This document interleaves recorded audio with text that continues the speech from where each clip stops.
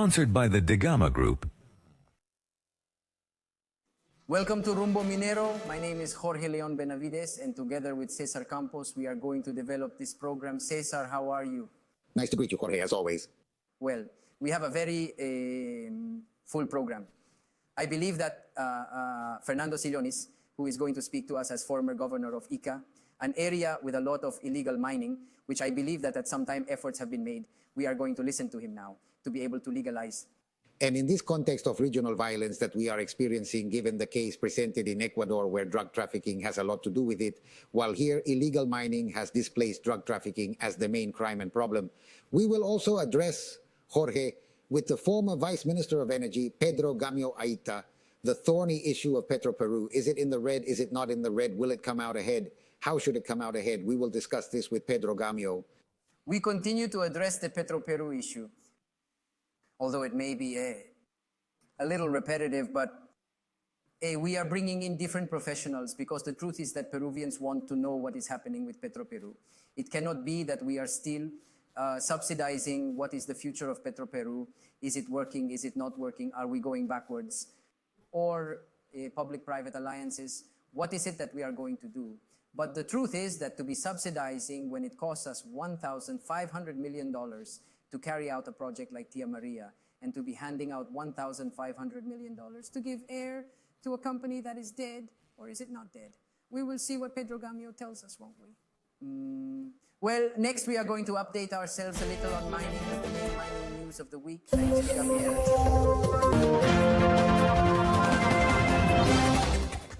Thank you, Jorge. These are the main mining news of the week. Kuya Silver Corporation announced that it has already started the subway development of the Betania-Huancavelica Silver Mine project, whose operations were stopped for maintenance on June 26. Thus, the Canadian company is carrying out preparatory actions to reactivate its production at the end of this year. With the startup of the new Talara refinery, the production of up to 95,000 barrels of oil per day will allow Peruvians to have access to lower prices, improving the commercial offer in all the sectors that Petroperu serves nationwide. This was stated by the Ministry of Energy and Mines. The Mining Council of the Ministry of Energy and Mines carried out the election of President and Vice President for the election year 2024. Thus, Attorney Marilu Falcon Rojas and Engineer Fernando Galasol de Villa were elected to assume the positions of President and Vice President respectively. Well, we now meet Fernando Cillóniz, former regional governor of ICA. Let's talk a little bit about political uncertainty. And speaking of political uncertainty, of course, the first question is Ecuador and what we are experiencing. Really, as neighbors so close, let's say, also to many cultures and many, many issues, trade surprised Nando, right? Jorge and Cesar, how are you? Thank you for the invitation. Well, we are not far from what is happening in Ecuador, aren't we? The hired killings, the extortion, corruption, drug trafficking, illegal mining, that is very, very much alive in Peru. And that is the spark that has ignited since a couple of days ago in Ecuador. So we are there. We are 1 point away from getting to that extreme, right? Illegal mining here entering the mining course. Illegal mining helps, as it does in Peru, it helps these acts, let's say vandalism, right? Well, everything has its origin in the corruption. Everything has its origin in the corruption of the state. And I explained, this one, $2,000 an ounce, is a price impossible to control. From a practical point of view, right? Where there is gold, people are going to mine it and sell it for around $2,000 an ounce. That's the highest price in history, and it's very profitable. So what the states had to do is to formalize that activity, of course, to avoid pollution, but you can, because it is so profitable that you can apply processes that are healthy for the environment. Well, I lived in Ica as regional governor. The process of formalization of copper mining in Nazca, which is a lot of illegal mining, small mining, and I can say that they wanted to formalize, the regional government wanted to support them in the formalization, and it was the Ministry of Energy and Mines and the Ministry of Culture that made the process impossible for them, right? So you observe, and well, the police, the bad prosecutors, and the bad authorities profit a lot from this situation. Formalization is not convenient for many bad state officials because they live on extortion and blackmail, right? And according to your experience, yes, of course. Excuse me, if you allow me, Cesar, to round up, this topic seems so important to me because we have brought many specialists in legalization of mining, but never, let's say, a person who has been in the formalization, and that I have been able to observe this really. What you are saying is shocking. I mean, on the one hand, it has been tried in every way. The regional government this time trying to formalize the people of Nazca, and the ministry has come, and it is something like the government's communication with the citizens who are in illegality. There is no communication, and they really do not understand that it is not only a matter of strictness, but that it has to be done in steps, right? No, well, that has spread throughout the state, hasn't it? The municipalities do not grant operating licenses. They make life impossible for commercial premises, and that is bribery, right? That is bribery. So going back to the mining issue, I have come to that sad conclusion. It is the state itself that prevents formalization in order to blackmail the poor miners. In the case of Nazca, as you well know, it is a very clean mining because they literally, very clean, because they are literally stone cutters. They don't even use explosives, right? They are very precarious artisanal miners. It is not tambo pata. This is not Madre de Dios. This is vein mining, as we all know, very rich in copper, and of course, very small. And it is extracted at the point of augers and chisels and cams. There is no contamination. However, the Ministry of Culture has created an intangible polygon to protect the Nazca lines, something that all Peruvians want to protect, but it has gone as far as Ayacucho. And the Nazca lines occupy an important area of 5,000 hectares, and it has created 500,000 intangible hectares. So where there is no risk of contaminating the Nazca lines, they have prohibited mining. So that denotes this permissomania. Yesterday, Roque, my cousin, this one, used that word which I prefer to permissiveness. It is a permissomania that exists in the state to prevent Peruvians from becoming formalized. And that is the case of thousands and thousands of small miners. And just the fact, Fernando, that illegal mining has displaced drug trafficking as a crime speaks of the need that probably from the year 2024, we will focus on this phenomenon to help formalize those who should be formalized, because it is not a matter of putting everyone in the same bag, and of course to be effective in the fight against crime.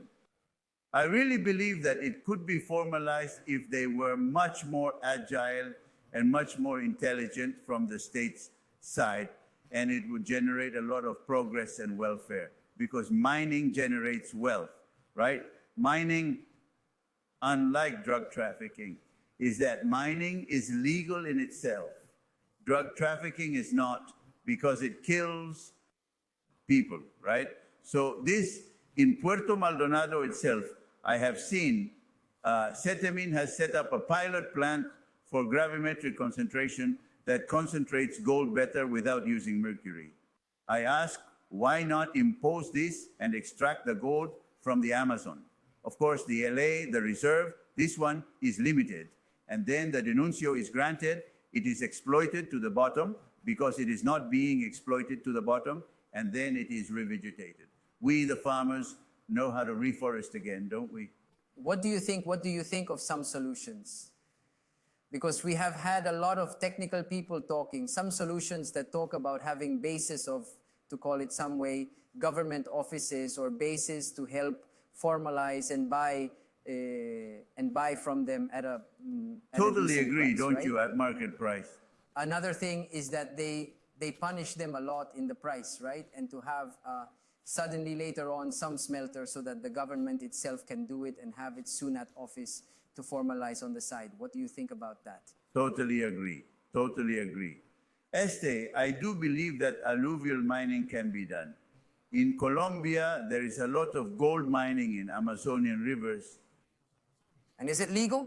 Yes, it's legal and, of course, environmentally sustainable. Of course, you exploit, you have to deforest. A limited claim, you extract the gold in X number of years. And then, like the closing of mines, the forest comes back as it was at the time. And wealth is generated, welfare is generated, development is generated, and the trafficking of women, illegality, drug trafficking, and all the vices generated by this informality and illegality are avoided. Now, regarding the most important investment that we expect this year, 2024, the request and the demand in which several sectors of the formal mining industry are Fernando, and it is the case of Tia Maria. That is, if Tia Maria is not fixed this year, 2024, as we constantly say with Jorge here, well, that is already Greek calends, as was Conga in its time, that we end up kicking it when it is going to be precisely one of the engines for the country's economic growth. I know Tia Maria. I know her very well. Why is that? Because, hey, Mina Justa came out when Tia Maria died, didn't she? And today, Ika celebrates. Mina Justa, we have the best technological superior institute de las Casas, Luis Felipe de las Casas Grieve in Marcona, made by Minsur through Works for Taxes. People are happy, there are jobs, there is a lot of dynamism. ICA is flying, as you will have seen in the statistics, not only for mining, agriculture, but for everything, in fact. Among them, mining. Hey, why didn't everybody read that? And we already know it was just a few. Vizcarra is largely responsible for, right, that audio that transcended, that don't worry, it is not going to come out. This disqualifies Mr. Vizcarra morally in every sense. And I have been in the Tambo Valley, in Islay, in Cocachacra many times, and the opposition is a minority, as the opposition was a minority in Marcona. But if you are only going to spread the voice of those who are opposed, it would seem that there is unanimous opposition, but that is not the case. The Tia Maria project starts with some partiture dams. That is, it gives more water to the valley, a very poor valley, which should not necessarily be poor, right? So this, and after the premier has said that it is not on the agenda in front of the most qualified audience of the world mining industry, that speaks very badly of the government, doesn't it? So Ignorance, of a course. project that has a social license, that has an environmental license, and that has the resources and has all the engineering ready, if the government does not do it, which up to now it has not done, it shows that this government is just a mouth on the outside, right? No, it is not true that it promotes mining. To finish, we have very little time left. What would be those speaking lo of the issues that you have talked to us about for a solution to the type of mining that is now illegal, but that could be legalized? It is a type because there are others that are not. What would be those decisions that the government should take immediately to activate the same issue in Colombia, activate it in Peru? Well, administrative simplification to the maximum. Zero paperwork, zero stamps, zero queues, everything digital. Very fast licensing times and, of course, supervision, yes. They talk about positive administrative silence, but that, But that does not but exist. positive administrative silence, the issue is that they are only talking about exploration, and the issue we need is exploitation. The truth is that everything is blocked by this permissiveness. I repeat Roque Benavides' expression. And the permissomania is killing us, isn't it? And the government doesn't want to solve it. That's very easy to solve. It's simply eliminate a series of requirements and facilitate the investment process, and we will do very well. There will be a lot of employment, there will be a lot of wealth, a lot of welfare, and there will be no pollution. That is what the authorities that control the environment are there for. But to pretend to do everything beforehand through permits and through papers, consultancies and reports to make sure that you are not going to pollute is stupid. it is stupid. Very good, Fernando. Thank you very much for all this. Thanks to you, and keep going. I think Rumbo Minero is great. Thanks for everything. Thank you very much, Fernando, for coming. Okay, let's go now to one. We have some information from Gabriela Chicoma about Expo Mina. Go ahead, Gabriela. Thank you very much. Expo Mina Peru, the largest and most important mining event of the 2024 with 16 years of trajectory, with the special participation of the United States as guest mining country.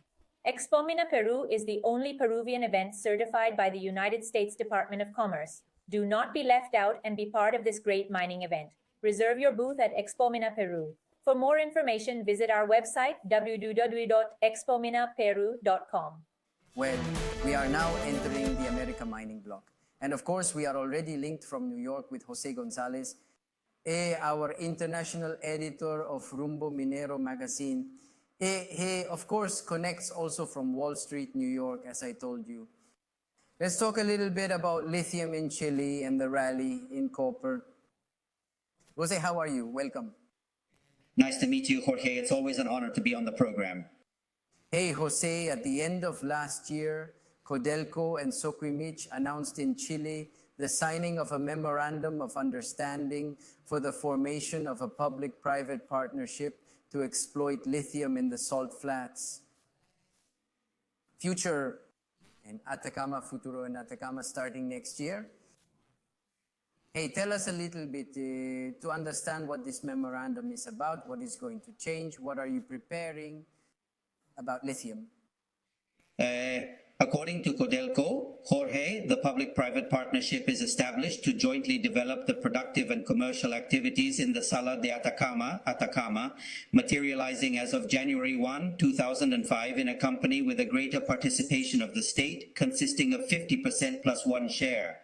The new company will assume the contracts between Corfo and Soquimich existing until December 2030, and then move to the contracts between Corfo and Minera Tarar, owned by Codelco, the company that is being created within Codelco to deal with lithium, which will be in force from January 2031 until December 2060.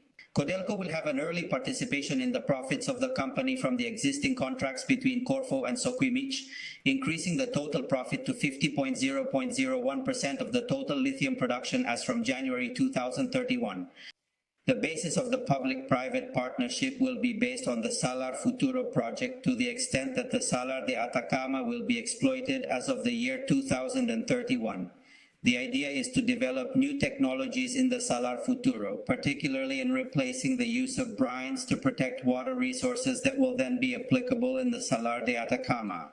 Codelco's proposal is to be involved in all stages of evaluation, development, engineering, feasibility, and permitting of Salar Futuro to continue with the Salar de Atacama, also incorporating the operation of the tripartite table between Codelco, Soquimich, and the Atacameño People's Council Association, which guarantees the sustainability of the ecosystem, early participation, transparency, and legitimacy of the actors involved.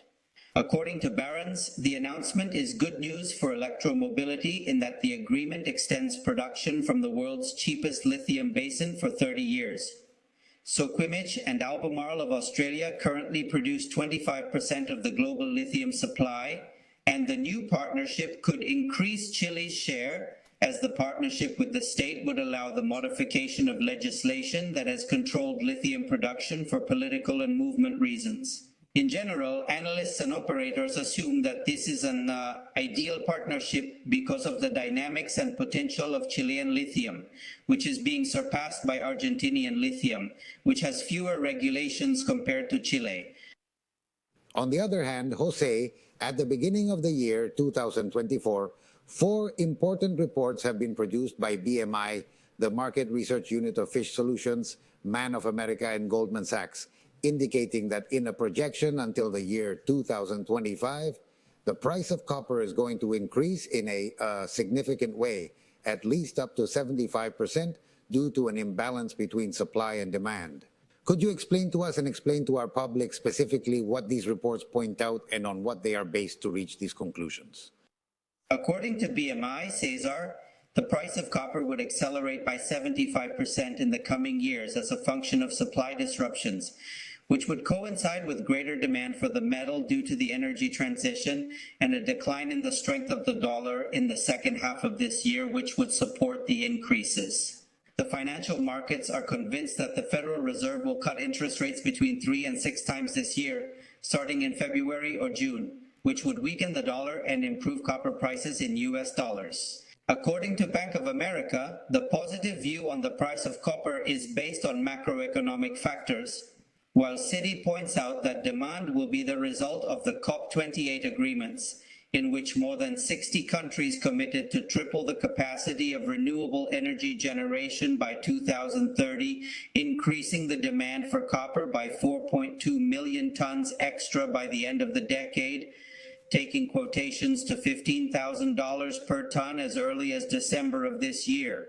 For Goldman Sachs, the supply and demand deficit would reach 500,000 tons this year due to various production problems in different copper mining operations, including the closure of First Quantum's mine in Panama. For BMI, the winners in the copper rush will be Chile and Peru. Very well. Thank you very much to José Gonzáles for this very important information.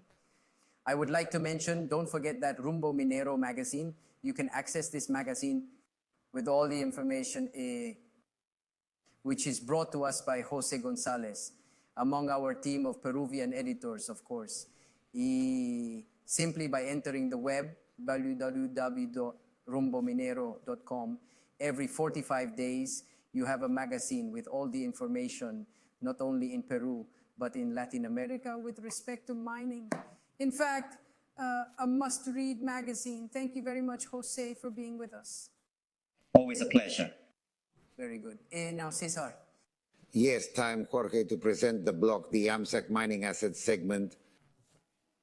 Activos Mineros AMSAC is a Peruvian public company with a great purpose to give life back to the planet. Thus, we are dedicated to contribute to the sustainable development of the country through mining environmental remediation. At AMSAC, we recover areas affected by high and very high-risk mining liabilities, which are in a situation of abandonment or where the state has not identified those responsible. In this line of work, we are currently present in 11 regions of Peru, with a portfolio of 65 remediation projects, which are located in different phases. The promotion of private investment. In AMSAC, we represent the Peruvian state as counterpart of the transfer contracts of important mining projects, and we also supervise the fulfillment of the commitments and obligations that are part of such processes. Today, we are leaders in business management systems within the 35 companies of the FONAFE Corporation by having the certifications ISO 9001 in quality management, ISO 14001 in environmental management, ISO 37001 in anti-bribery management, and ISO 45001 in occupational health and safety management. At AMSAC, sustainability and care for the planet are our DNA. And for this reason, we are proud to contribute to creating a better world through the recovery of air, water, soil, and ecosystems impacted by mining liabilities. And thus contribute to 10 of the 17 Sustainable Development Goals by the year 2030. Giving life back to the planet is more than a simple phrase for us. It is the guide of our daily actions, with which we have a positive impact on the lives of thousands of Peruvians, and through them on our country. Well, we now meet Pedro Gamio. He is the former Vice Minister of Energy and teaching university at the Pontificia Universidad Católica del Perú. How are you, Pedro? Welcome to Rumbo Minero. At your service and good year. Thank you very much. Hey, Pedro, I believe that Peruvians, in general, from what I hear, not only from journalists, but from Peruvians in general, they are a little tired of the Petroperu issue. Not with respect to Petroperu itself, but to the requests for more money to save it, that it has constantly Sometimes we do a little addition and subtraction and we say, we want to push how much each mining project costs us. For example, Tia Maria, 1,500 million, when Petroperu happily asks for 1,500 million, right? So we have been fighting for 20 years or 15 years for a big project, and suddenly in 2 minutes, money continues to be released to Petroperu. The refinery has already been built. So what is left? Is it better to go back to close, to go bankrupt, or do we continue? What can we do, Pedro? Let's see, how is important? Appointing a manager with a technical capacity is not enough. It has to be done like the best private company, a planning. A legal figure similar to the Central Reserve Bank has to be created, that is to say, an entity with autonomy, and that any delivery of money to save the company's capital is subject to conditions. The organizational culture that comes from the International Petroleum Company must be recovered. Partners must be sought to provide risk capital in projects where Petroperu evidently does not have the financing Public capacity. or private? If this roadmap is not drawn up, this problem of constant transfers that the Treasury, which really should have other priorities, continues to give money to Petroperu without being clear about the state of the internal crisis, the level of the debt, the commitments and the importance of improving its staff.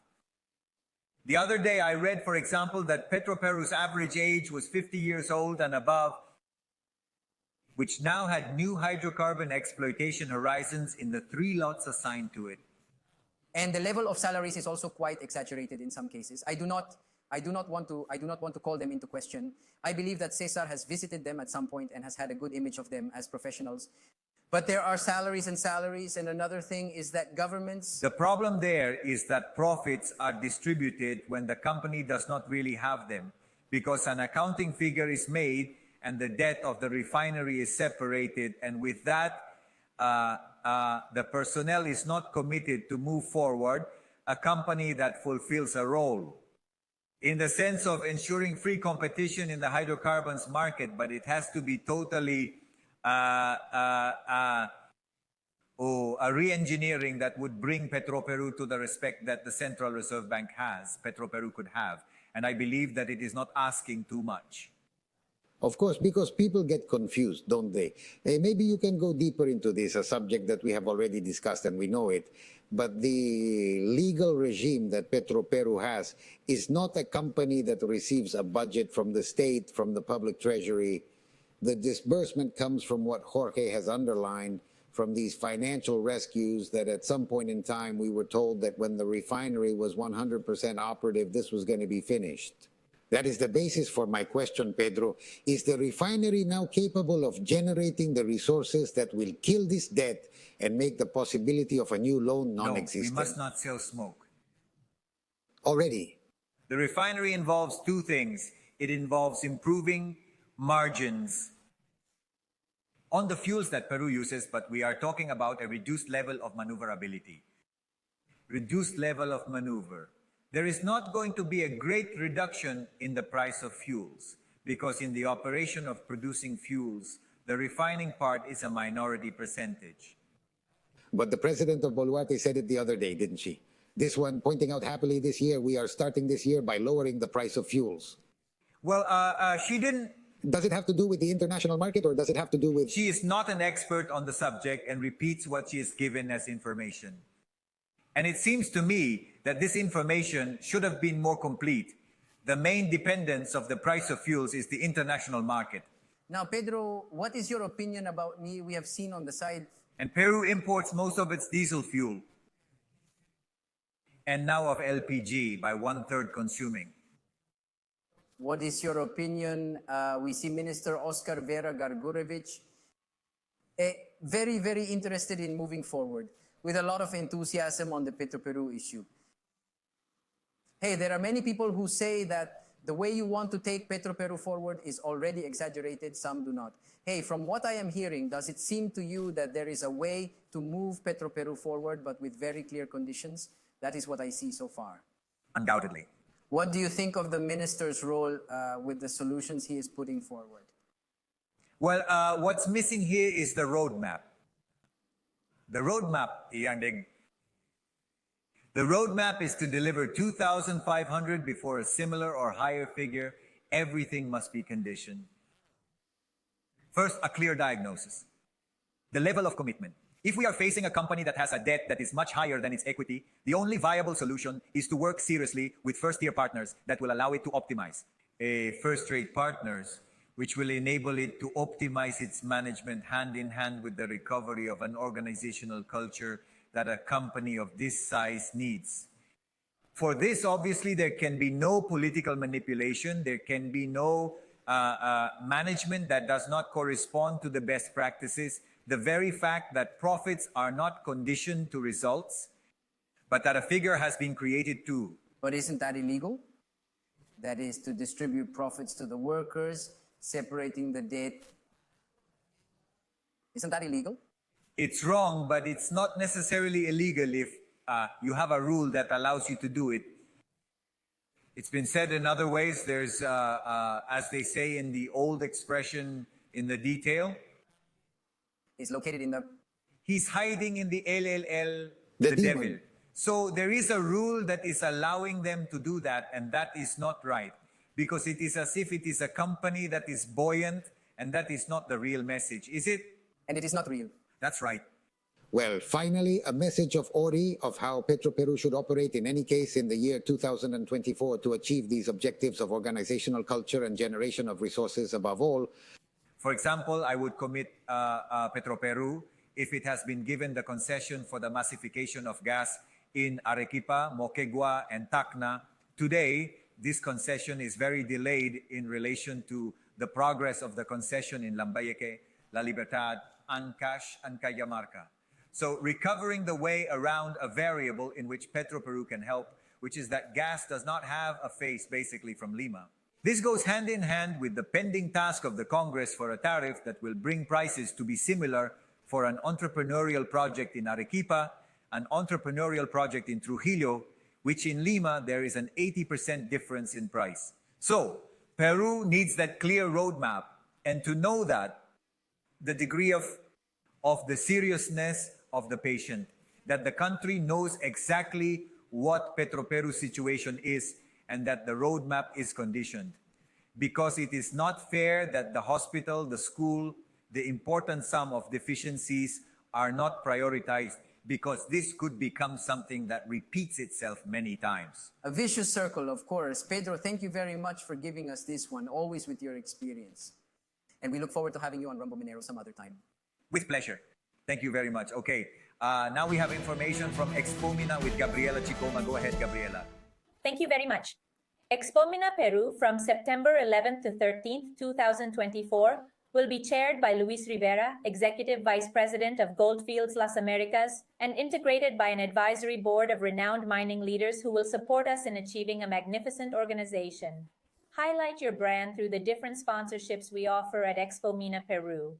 Networking opportunities, participation in exclusive activities, promotion in the media, among other important benefits.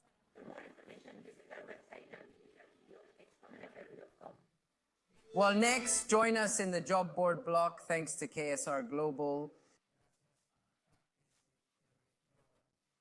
The Headhunter, come on in. We are KSR Global, experts in talent management. At KSR, we believe in the power of talent. We have 3 business units designed to meet your company's objectives in a personalized way.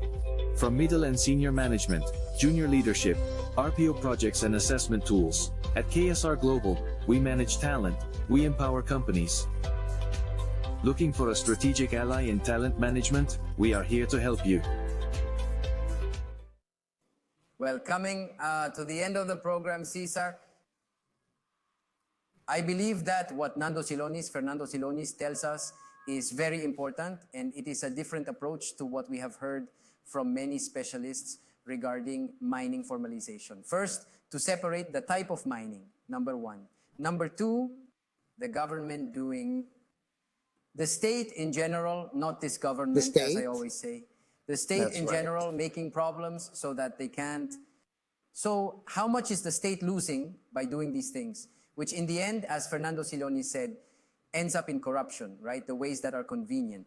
Because if the regional governor is helping, the mayor is helping, the miner is helping, and the Ministry of Culture comes, and the Ministry of Energy and Mines comes, and they do not help. So it is really irresponsible on the part of the state. Sometimes they are due to very specific interests, as the former Vice Minister of Energy, Pedro Gamio also said regarding the Petroperu issue. Are there any solutions for Petroperu? He understands that there may be, but the corporate culture has to be improved, and action has to be replicated as if it were a private company to take care of the assets, and above all, not to be distributing profits when they have debts.